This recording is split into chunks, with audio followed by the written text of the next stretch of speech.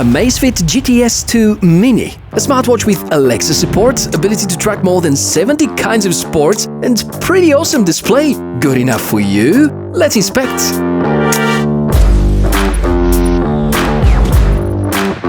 Hey, welcome back, or nice to meet you if we see each other for the first time. My name is Michael, and we usually inspect cool, smart tech over here. Some in-depth reviews, some comparisons, top charts, and much more. So look around how you can be following our journey finding and testing the coolest tech devices these days. Amazfit is already one of the most recognizable brands about wearables these days, and having the backing of both Huami and Xiaomi, they do pretty awesome smartwatches and fitness trackers. Today, I'm going to be talking about my 2-week experience with the Amazfit GTS2 Mini, which, although labeled as Mini, is not that small and is in fact very capable device with awesome performance. Undeniably, there are going to be some references to Apple Watch series because of the shape and the design, but I want to be very clear that the ecosystem, the feature set and the target audience here is pretty different, so is the design if you look in the details. Despite the fact I believe its shape and style suits better to ladies, I have quite enjoyed using the watch, and there are a few very interesting findings I'm going to share with you till the end of this episode.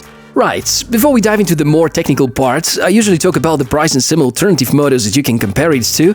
Obviously, in terms of functions, the difference between GTR2 and GTS2 series is not too significant. You're going to find similar functions in other brands as well, like Mi Watch or Huawei Watch GT2 series.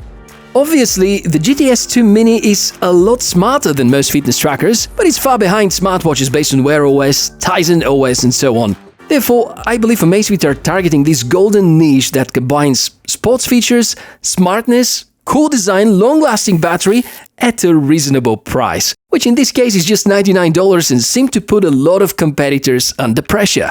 The unboxing experience is up to par with the expectations, however feels very decent as it is usual for the company's portfolio. What I notice here is that the pack is more like the one offered with their fitness tracker line, which probably is a sign that Amazfit are going to push these devices towards customers that find it hard to choose between a true smartwatch and a fitness tracker. The fact that for twice the money you pay for a smart band, you get this Amazfit GTS2 Mini with all its strengths is just amazing. So good build quality at the first sight, and it feels solid. Design looks cool, there's a function button on the side, nice soft band with buckle, good for both large and tiny wrists.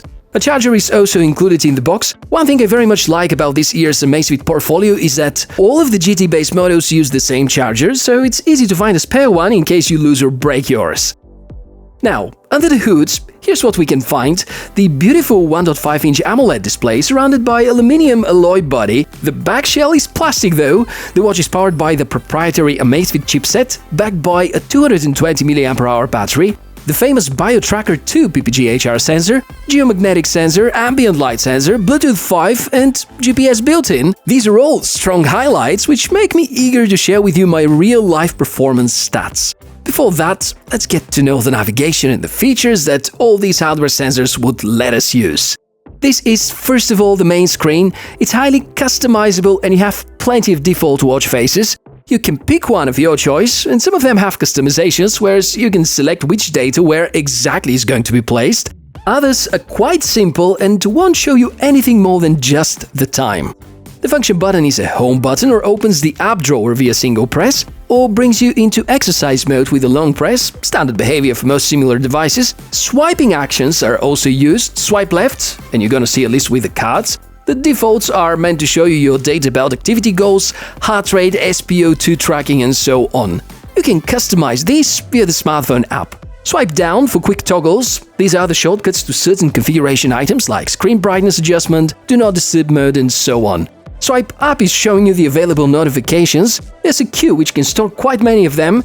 If it's a single notification, you can read through most of it. An example with a non-English alphabet, and there are a lot of characters visible. You can scroll up and down through the entire message. In that sense, there are plenty of different languages supported. If we talk about more than one message for a particular app, however, there is no way to read through the content. You can dismiss the notifications or read them on the phone instead.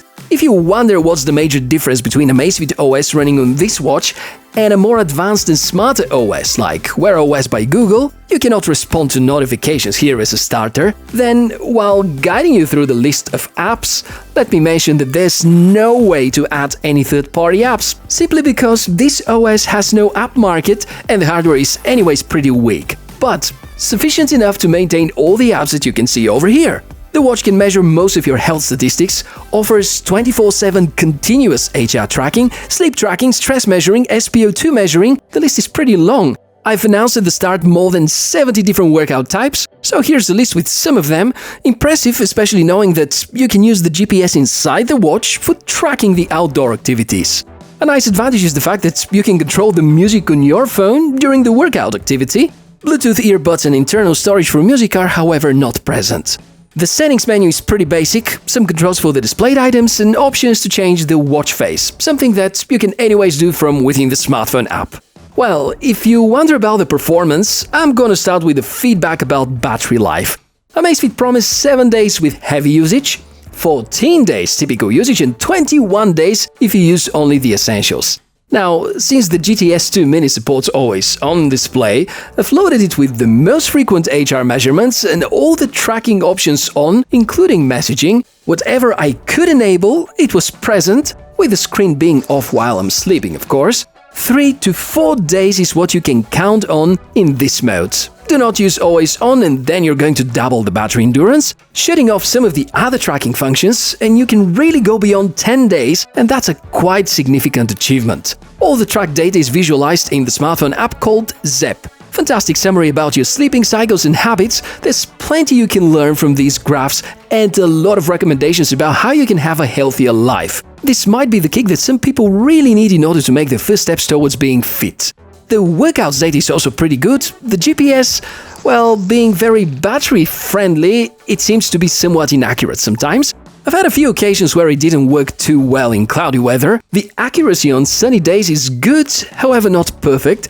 Results might be up to 3-4 meters off the reality. Not too bad, but it's not among the most precise GPS trackers of all times. I think the Amazfit T-Rex Pro that we have tested a few weeks ago has a lot better GPS implementation. To the other drawbacks, I actually had some issues running Alexa on a Xiaomi smartphone. It worked fine with a Samsung device though. There's no integrated speaker and therefore no phone call support, unsurprising for the budget of course, and a few other software glitches which are likely going to be corrected with a firmware update. So, as a summary, Amazfit GTS2 Mini delivers exceptional quality and amount of features at its price.